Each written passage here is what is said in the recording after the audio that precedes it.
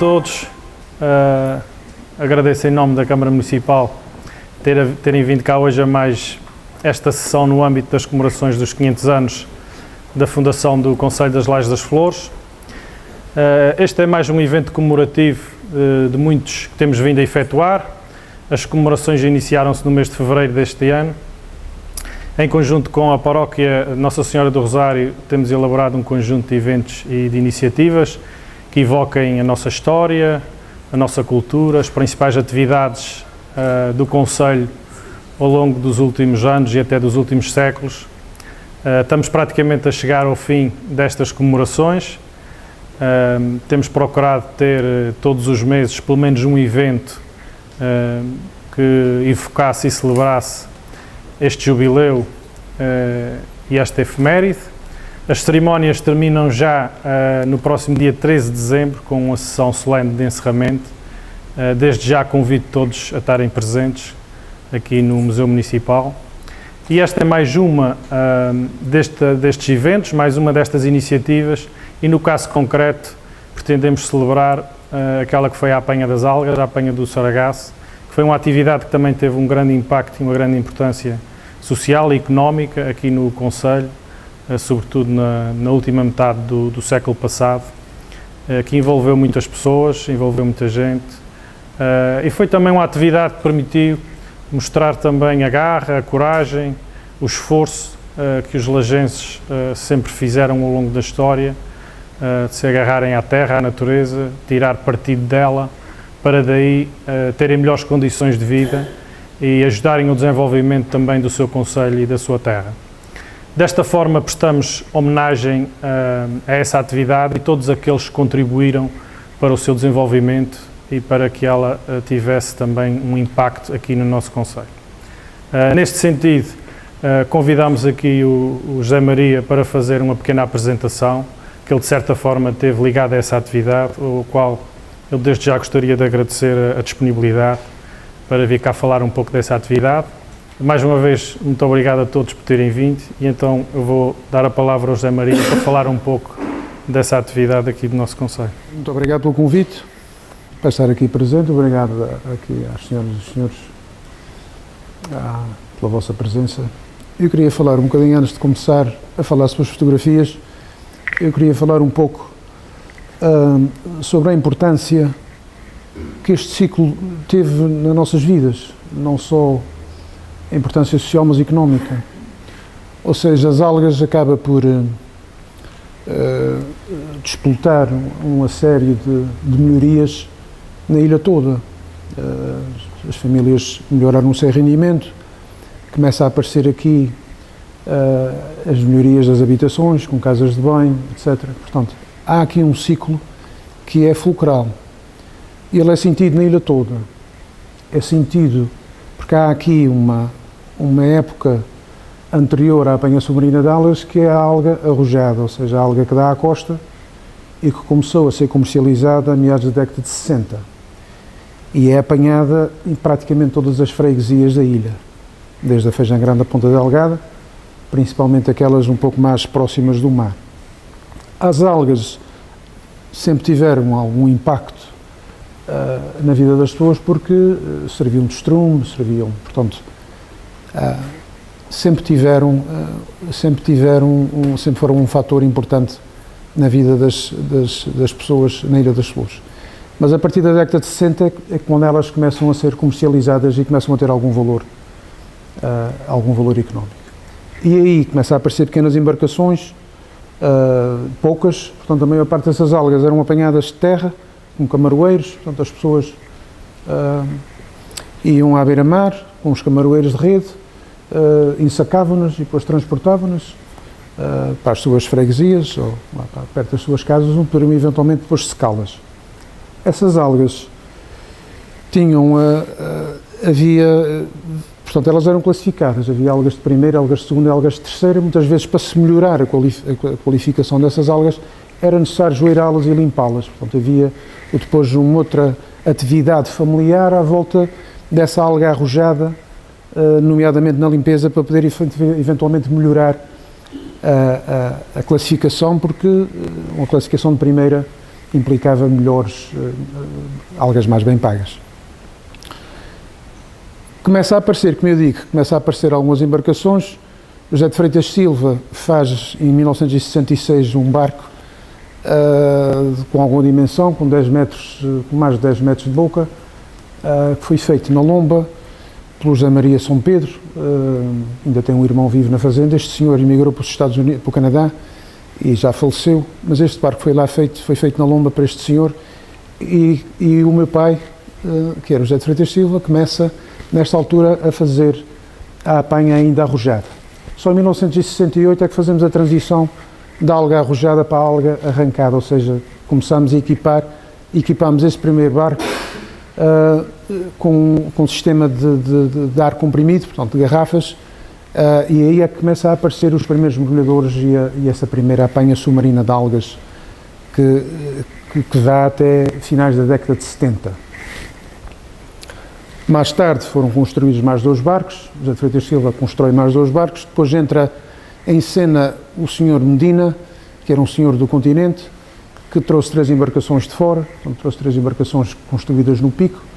Em 1970 ele acabou por vender ao armador José de Freitas Silva, portanto fiquei o José de Freitas Silva com 6 embarcações, 3 que já tinha, portanto eu pesquei, depois mandou fazer mais 2 embarcações, que foram feitas pelo mestre João Fraga, que também já faleceu, e pelo Cine Fraga, também que já faleceu, portanto eles os dois já que fizeram as últimas 2 embarcações, o José Silva e o Alti.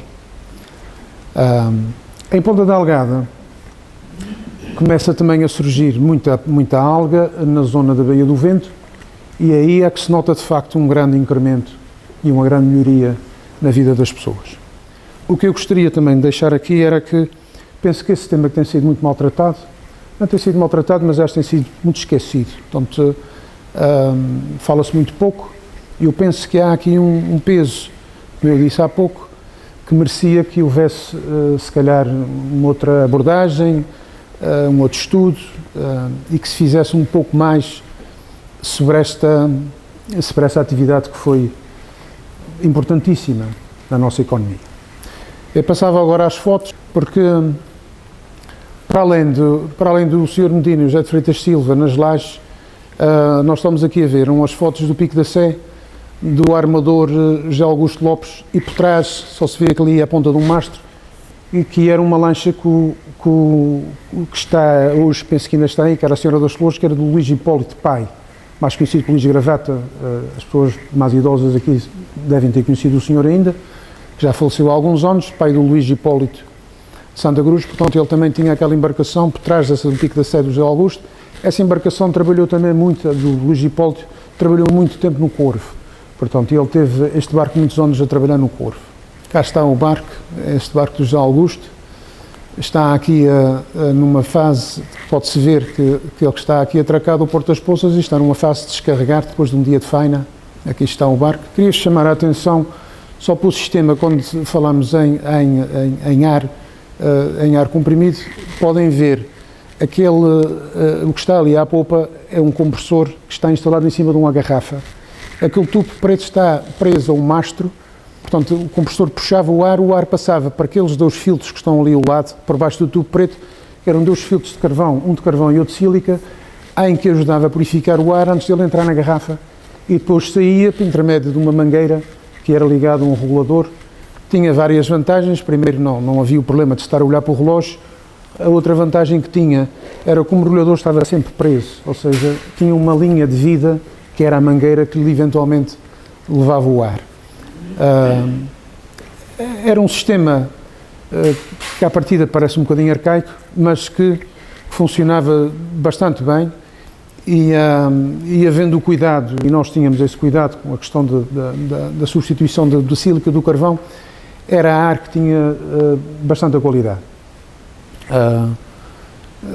E funcionava perfeitamente. Era um sistema, como podem ver, o barco está ali mais ou menos carregadinho, de algas, preparado para ser descarregado. Aquela mangueira que ali está, portanto, que está ali enrolada, é a mangueira que ligava um bico à saída da garrafa e, por sua vez, ligava ao regulador que estava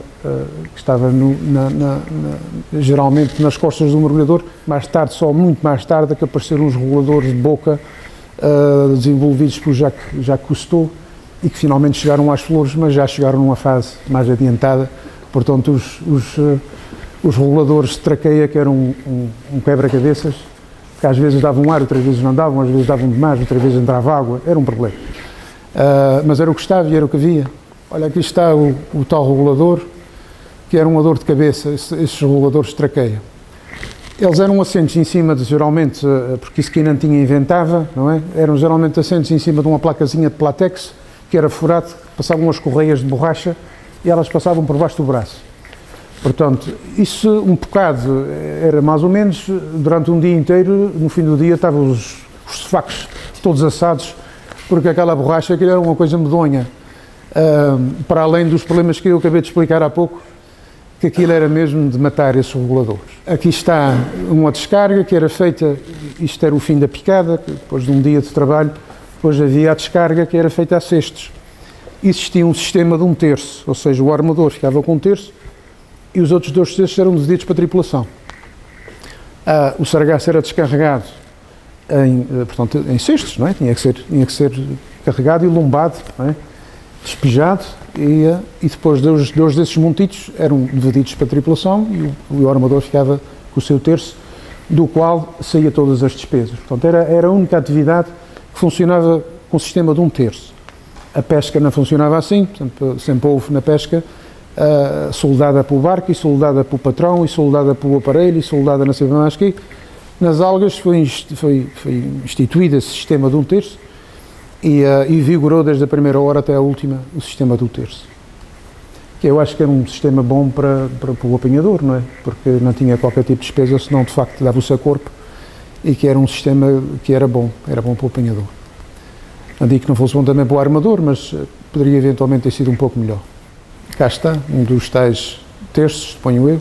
Isto continua a ser o Porto das Poças e continua a ser, supostamente, o barco do Sr. José Augusto, o Pico da Sé.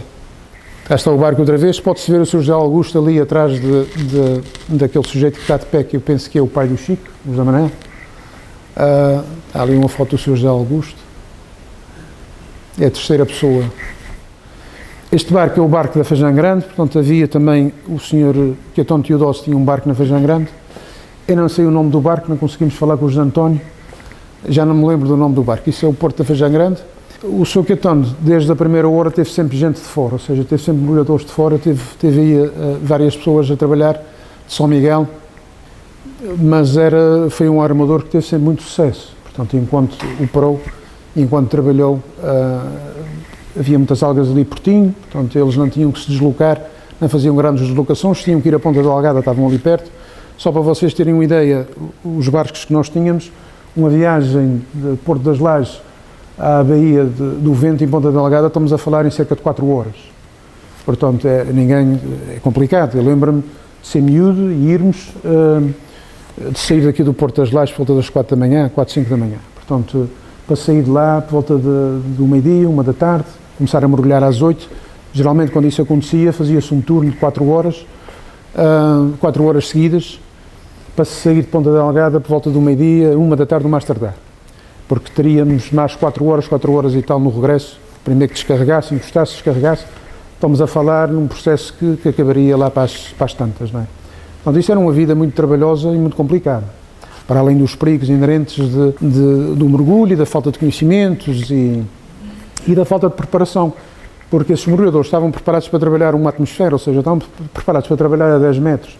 Mas nem sempre isso acontecia. Eles estavam a 5 metros, como a 6 metros, como a 12 metros, como a 13 metros.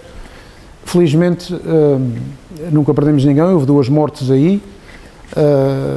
Uma em Santa Cruz, um jovem que teve uma embolia, e aqui salvou o Sr. Luís Melo, que tinha uns problemas cardíacos, que não se sabe, não sei na altura se terá sido este problema cardíaco que o vitimou, se não foi, mas felizmente em todos esses anos de atividade e com todas essas faltas de conhecimento, quer dizer, a gente hoje vê esses cursos de mergulhador como são exigentes e como essas coisas são todas exigentes, de facto, se há Deus, ele olhou sempre para este pessoal. Isto é uma cena de baleia, mas com as algas sempre em fundo, portanto estão ali as algas estendidas. Muita dessa gente às vezes fazia ambas as coisas, não é? Durante algum tempo ainda houve pessoas que às vezes sabia baleia e ia à baleia. Está ali o José Lisandro, não sei quem é que está, e o Sr. Laurentino que está por trás dele, aquela outra pessoa não sei quem é. Mas as algas continuam sempre a estar presentes. São vapor, nas lajes, com as algas em cima da muralha, os barcos ali varados. Isto é difícil de a gente situar em termos de ano, porque eu não sei em que ano é que terá sido. Dá-me a sensação que será, se calhar, fins de 70, princípios de 80, porque já se vê muita viatura em cima do cais. Isto no princípio da década de 70 seria talvez impensável, não é? Portanto, não estou bem aqui, não me consigo situar bem, só vejo ali duas embarcações, ou as outras estavam na faina, ou então isso já era uma fase posterior, a partir de 78. Isto ficam dois armadores nas lajes, fica o Ramiro Sousa, que adquiriu uma embarcação de José de Freitas Silva, e fica o Pedro Reis, que tinha comprado uma embarcação ao Sr. José Augusto. Portanto, dá uma sensação que isto se calhar que já é mais para aí nos fins de 70, princípios de 80. Aqui está também mais uma foto da descarga, estão ali duas embarcações a descarregar, e podem ver os montes dos estragados, uns maiores, outros mais pequenos. Portanto, os maiores ainda não foi feitas soldadas, os mais pequenos já começaram a fazer as soldadas. Portanto, está ali na fotografia a seguir, que se vê umas caminhonetas para transportar as algas verdes. Aqui está uma foto subaquática das algas, portanto há imensas variedades de algas, como todos nós sabemos. Essas algas são as agarófitas, portanto são algas nomeadamente de cor vermelha, castanha ou então cebu dourado. Portanto, dessas algas era extraído o agar-agar, ou seja, isto era um processo, desde a apanha elas eram secas, depois eram comercializadas, eram vendidas. Na região havia dois compradores, só mais tarde é que apareceu a Ibero-Agar. Durante muitos anos, todas as algas que eram apanhadas nas flores foram vendidas para a Ponta Delgada pelo Pereira e Pereira. No princípio da década de 70 apareceu a Ibero-Agar, que era uma fábrica sediada em Sesimbra, no continente, com capitais portugueses e espanhóis, e cá tantas montaram uma fábrica na Terceira. E a partir de 76 nós começamos a vender algas à Ibero-Agar. Lembro-me de uma situação, enfim, não digo caricata, mas meia chata. Em 1976, na visita estatutária, nós queríamos vender as nossas algas porque tínhamos 60 toneladas de algas em armazém. Só para vocês terem uma ideia, as 6 embarcações que o José de Freitas Silva dispunha na altura, naquele ano apanharam 180 toneladas de algas secas. Para vocês terem uma ideia da dimensão e da quantidade. Nós ficámos com algas armazenadas até dezembro de 1966, num braço de ferro com o governo regional, porque o Dr. Baldo Amaral entendia que as algas tinham de ser vendidas ao Pereira e Pereira, porque era uma empresa regional e devia ser vendida por 6 escudos e meio, quando a Ibero-Agar comprou a 22 escudos e meio. Só para vocês terem uma ideia da exploração, quer dizer, que era uma exploração não só das fábricas, mas dos próprios compradores. Era uma tragédia. Alguém ainda há de se lembrar disso, ali o Sr. José da Silva, com certeza cá de ter algumas memórias desses tempos. Era mal bastante. Mas nós conseguimos, o meu pai conseguiu também fazer esse fim-a-pé e só vendeu as algas, salvo erro, a 16 de dezembro. E que foram vendidas a 22 escudos e meio o quilo. Portanto, uma coisa impensável, não é? Disparatada. Essa alga, portanto, ao chegar à fábrica, nos Açores não se fazia praticamente nada, senão, eventualmente, a lavagem. Portanto, ela passava por água doce, onde perdia aquela cor e perdia o calcário, portanto, ficava branca, esbranquiçada, era seca, em fornos, e era moída, onde era feito o agar. Ou seja, o agar é uma farinha que tem uma capacidade enorme de absorção de água. Portanto, consegue absorver 5 vezes o seu peso. Onde é formada uma geleia, essa geleia aqui é depois usada na indústria farmacêutica, isso era tudo exportado para o Japão. Na indústria alimentar, portanto, numa série era e é, continua a ser. Portanto, não sei se as pessoas se recordam por exemplo, quando se comprava um fiambre em lata, que vinha aquela geleia antes de haver essas modernices, vinha o fiambre dentro de uma lata, coberto com uma geleiazita e tal. Essa geleia era o agar que eventualmente, se a lata não falhasse, que falhava, não é? A lata era lata, se a lata não falhasse, a geleia conseguia manter aquele produto se calhar uma centena de anos. Portanto, ou seja, não havia a menor hipótese do produto se estragar se estivesse devidamente isolado e devidamente coberto com a geleia feita do agar-agar. Aqui está a Baía das Lajes com 3 embarcações, pode-se ver ali salvo erro, aquele da esquerda, não sei se é o Ilha Nova, se é a Felicidade dos Anjos, um barco que foi construído no Pico, tem aqui o Altio o meio e o Rocio à direita, que eram 3 das embarcações, das 6 embarcações do armador José de Freitas Silva. Aqui está um barco em plena faina, portanto isto é o Altio, está ali o pessoal à borda a meter um saco dentro, ou seja, o mergulhador não vinha à tona levar a alga, o sargaço que apanhava, portanto, ou seja, eles tinham um saco de rede que vocês vão ter a oportunidade de ver ali, esse saco tinha um ar em metal, era posto na frente, portanto era preso com a correia, tinha um sítio para se prender uma argola, o saco era cheio, o mergulhador aproximava-se da embarcação, aquele mastro que lá está, portanto tinha uma patesca na ponta, o cabo era arriado com um gancho na ponta, o mergulhador prendia, tirava o saco da cintura, prendia o saco no gancho, dava um sinal, enviava-se um saco vazio para baixo, portanto ele ficava à espera do saco vazio, punha a cintura e à sua vida, enquanto quem estava dentro do barco tinha que o puxar.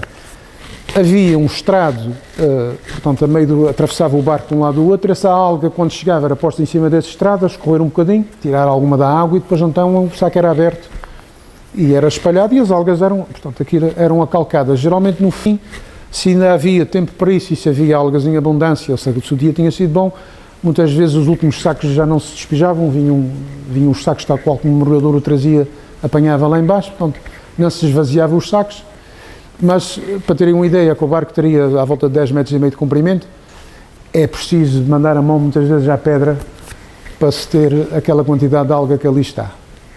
Aqui está os tais, é possível ver os tais 3 montes ali. Está aqui a caminhoneta à espera das algas verdes.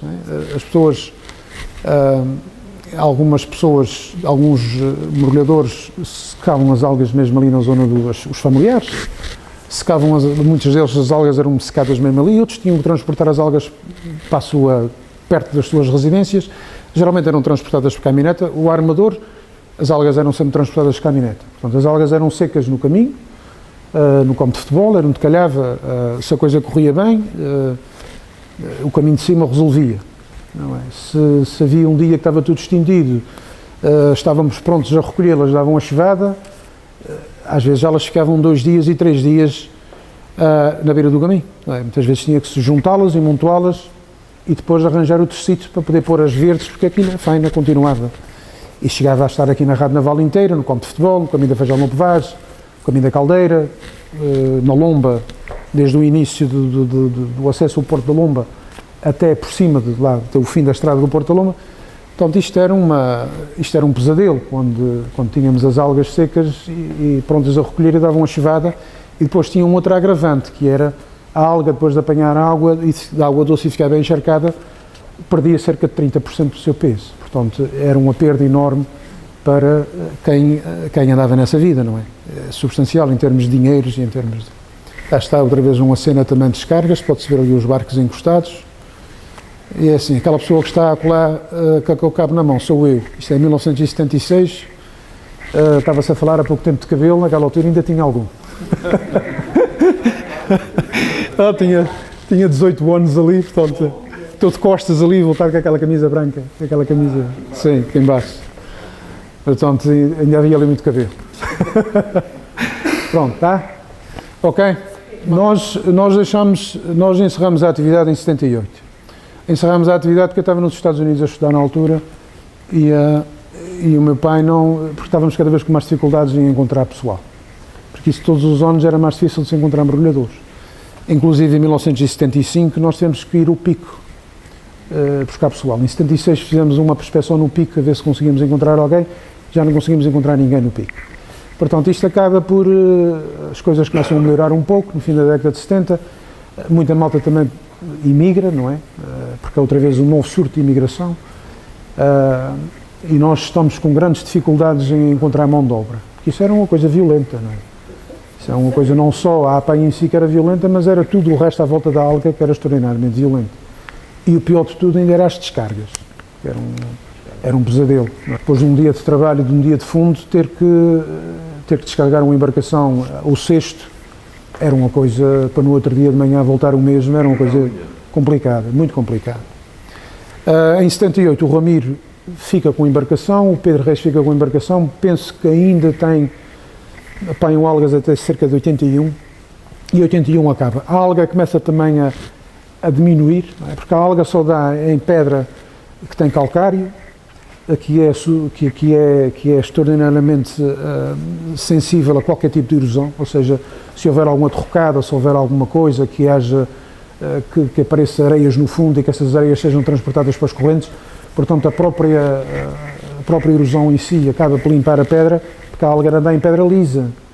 A pedra lisa, na pedra rija não dá alga, só dá alga onde havia eventualmente calcário. Portanto a alga também começa a faltar, começa a haver menos algas.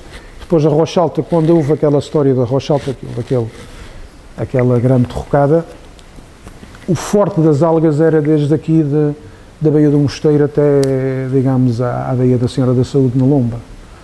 E depois em Ponta Delgada.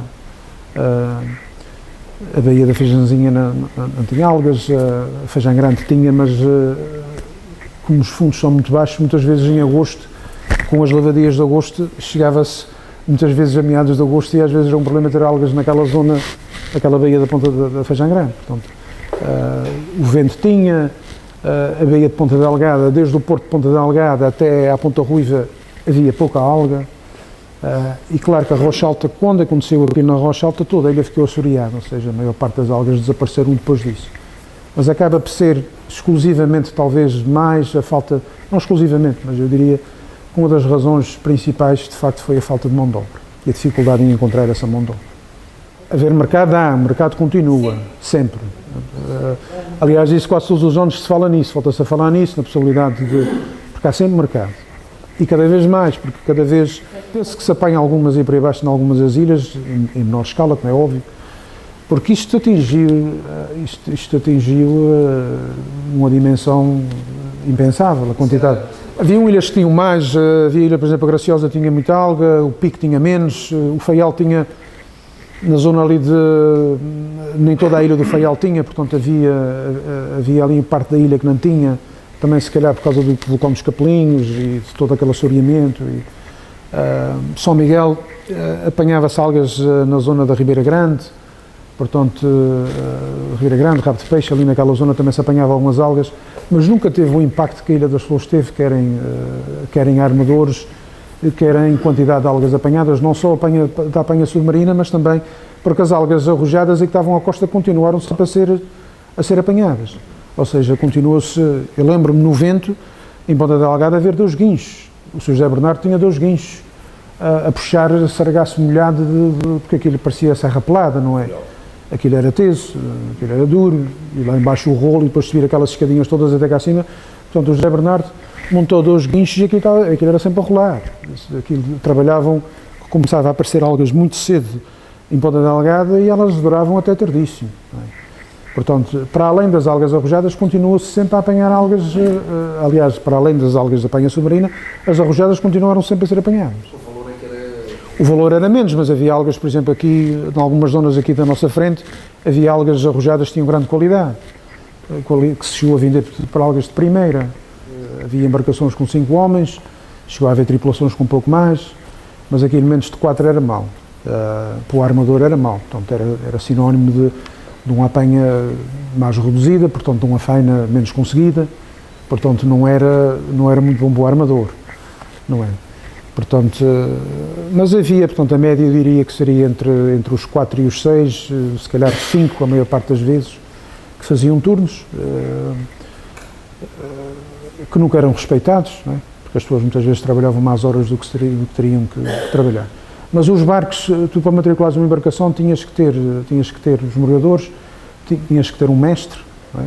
Um raiz, e tinhas que ter um vigia. Muitas vezes um mestre fazia ambas as coisas, não é? Fazia de vigia e fazia de coisa, porque era assim mesmo, muitas vezes isso acontecia.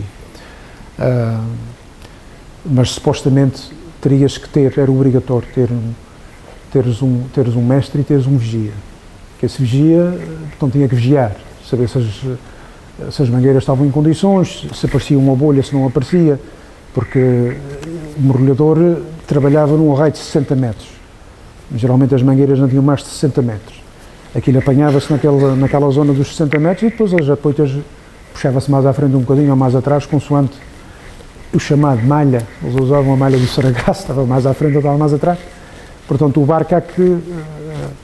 E aquilo, a função do vigia era de vez em quando, o bom seria estar atento, não é? Porque a gente conseguíamos a perceber pela bolha que vinha à superfície, não é? Da respiração, portanto, a bolha que saía do regulador. Portanto, a função principal do vigia seria precisamente esta, e existia precisamente para isso, ou seja, para estar com atenção. Os barcos todos trabalhavam a motor, tinha um motor principal que era um motor que movia a embarcação, não é? E depois o compressor, portanto, aquelas garrafas que foram vistas numa daquelas fotos, para pôr o compressor a trabalhar havia um motor separado, não tinha nada a ver com o motor que fazia o barco andar, não é? Portanto, que põe este compressor a trabalhar de maneira que pudesse carregar a garrafa. Portanto, tinha que ser, não havia outra alternativa, tinha que ser tudo mecanizado e os barcos, mas os nossos eram equipados com motores relativamente fracos, motores de 10 cavalos, 12 cavalos, FIs, arrefecimento a ar, hélicezinhas pequeninas, barcos pesados, portanto, barcos que se deslocavam muito lentamente, era o que havia, não é? Os mergulhadores tinham sempre algum familiar que, sei lá, um filho, ou um esposo, ou mãe, ou alguém que eventualmente fazia este papel. Fazia a secagem, a recolha. Não. As algas, portanto, o terço do armador era guardado. Os outros 2 terços, a soldada era dividida, esses terços eram divididos e as pessoas levavam e guardavam nos seus palheiros, ou guardavam. A prensa já era quem comprava, portanto havia um comprador. Durante muitos anos a família Costa, de Urique Costa e o Roberto Costa, o Sr. Urique e o Roberto Costa, que eram da Graciosa, durante muitos anos já compravam algas. Compravam com as prensas, portanto aquilo era prensada em fardos de 100 kg, mais ou menos, à mão. Depois mais tarde apareceu as prensas elétricas. Nós tínhamos uma prensa, mas foi enquanto tivemos saragaço arrojado. Portanto, nós apanhávamos, secávamos, fazíamos os fardos e depois exportávamos os fardos. O Medina chegou às Flores, salvo erro, no fins de 60, com 3 embarcações. Portanto, eu trouxe 3 embarcações feitas no Pico, trouxe o Amélia Maria, o Ilha Nova e o Felicidade dos Anjos. Portanto, o Amélia Maria era um barco relativamente pequeno. Depois ele trocou esta Amélia Maria, fez um negócio com o Sr. Afonso, Rodrigues. O Sr. Afonso Rodrigues fez o Amélia Maria e trocou pelo Rocio. Era um barco que o Sr. Afonso usava para fazer as cargas e descargas aí era um género de um batelão, um barco pesadão, mal amanhado. E ele teve cá, eles ainda tiveram aqui há algum tempo. Mas aquilo depois era meio complicado, porque havia 2 armadores aqui nas lajes, depois um chateava-se com o armador, depois ia para outro armador, depois chegámos à conclusão, na altura chegaram à conclusão que alguém que teria que comprar ou vender. Ele, como não era de cá, optou por vender. Portanto, ele vendeu os 3 barcos que tinha e o meu pai é que ficou com estes 3 barcos. Esta Amélia Maria, esqueci-me também porque houve aqui o Sr. Afonso Rodrigues também teve aí uma pequena, teve também uma embarcação que trabalhou durante algum tempo. Ele fez uma experiência que resultou menos bem, que tem a ver com mergulhadores autónomos, ou seja, com garrafas, mas foi uma coisa que durou pouco tempo, também falta de pessoal, mas o Sr. Afonso também, houve aí um ano, salvo erro, que também foi armador de algas. Não me recordo a embarcação qual era, se seria esta Amélia Maria, porque este barco depois foi vendido para a Feijão Grande. Quem o comprou foi o José Augusto, que faleceu no Monchique, portanto este barco foi para lá. Mas o Medina não posso precisar bem quanto tempo é que ele teve aqui a trabalhar nas Flores. Nós tínhamos um problema grave porque os exames eram feitos por gente de fora, gente da Marinha que vinha aí, aquilo era uma coisa muito rudimentar, mas havia uma prova Os gajos tinham que saber despejar uma máscara no fundo, tinham que saber meter a máscara, havia uma série de coisas que tinha que saber fazer, e depois havia uma prova de natação. E como é que vai ser e como é que não vai ser, porque o gajo não sabia nadar. Não é? E então, como é que se ultrapassou a situação? Preparou-se um petiscozinho lá embaixo no armazém, e aquilo, o petisco foi engrossando, e o homem, quando chegou acima do cais, não sei se via bem, se não via bem, acho que não via bem. Resumindo e concluindo, o António acabou por não fazer a prova de natação e acabou por mergulhar uma vida inteira, quer dizer, fez a sua vida, porque não sabia nadar. Ele, pronto, tinha aquela coragem, não era, virava de costas e pronto. Mas é verdade, essa história é verídica. Sim, mas havia também, acho que o Carlos da Guilmar também que não sabia nadar. Havia malta aí que sabia nadar muito mal, mas tinham coragem, não é? Coragem, muita dose de loucura e muita falta de conhecimento, porque se fossem dotados de todos os conhecimentos, não se metiam numa coisa dessa. Isso era uma atividade extraordinariamente perigosa, houve muita sorte, não é? Aliás, os números que eu apontei aqui em 1976 dá bem para ter uma ideia do que são 60, quer dizer, o armador vinha 60 toneladas de algas secas. Para vocês terem uma ideia do que são 6 embarcações já apanharem essa tonelagem toda de algas, é uma coisa brutal. Foi um ano excepcional, foi um ano, o mês de agosto foi mau, porque houve um temporal em 76 terrível, no mês de agosto. E compensámos este azar do mês de agosto ter sido muito mau, que setembro foi de facto um mês extraordinário. Olha, muito obrigado pela vossa presença e pela vossa atenção. Muito obrigado.